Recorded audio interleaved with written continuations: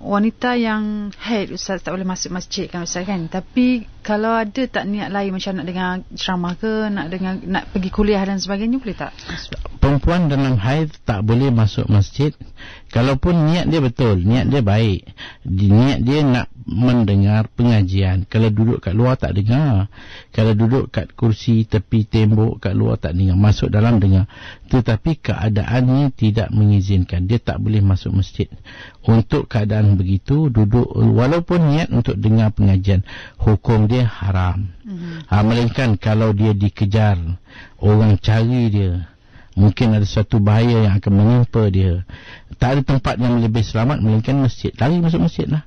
Ataupun dia tak boleh keluar daripada masjid, tiba-tiba datang haid, nak keluar tak boleh, ada binatang buas kat luar, ada perompak, ada orang sedang tunggu dia untuk buat sesuatu yang membahayakan dia, dia duduk dalam masjid, itu pun dia kena tayamum untuk membolehkan dia duduk di dalam masjid. Kalau ada debu yang bukan debu masjid, dia boleh tayamum dan duduk dalam masjid, sementara kerana dia dikejar atau dia sedang nak selamatkan diri dia dalam masjid, boleh.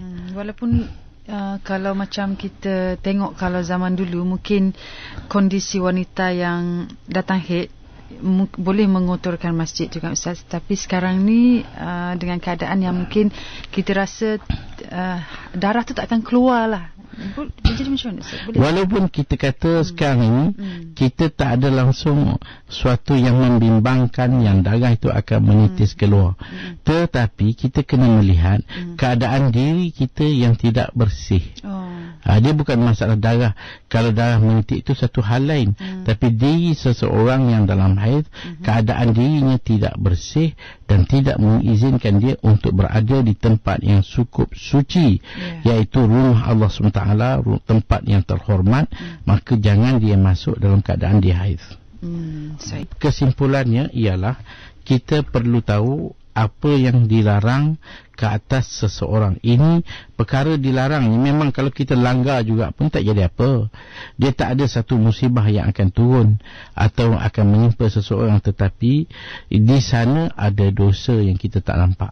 Jadi dengan sebab itu jangan kita sengaja melakukan perkara-perkara yang dilarang. Contohnya kita dalam haid, jangan kita sengaja ambil wuduk, maupun jangan kita sengaja solat, maupun jangan kita sengaja nak puasa. Kadang-kadang kita sayangkan kerana puasa kita hanya tinggal 15 minit nak habis, tiba-tiba datang haid, langsung je lah habiskan puasa. Hukum dia tidak boleh dan ini adalah haram. Jadi benda yang haram ni kita tinggalkan. Maka tinggalkan yang haram itu dengan niat membawa kepada mendapat pahala dan ganjaran di sisi Allah SWT. Wallahu a'lam.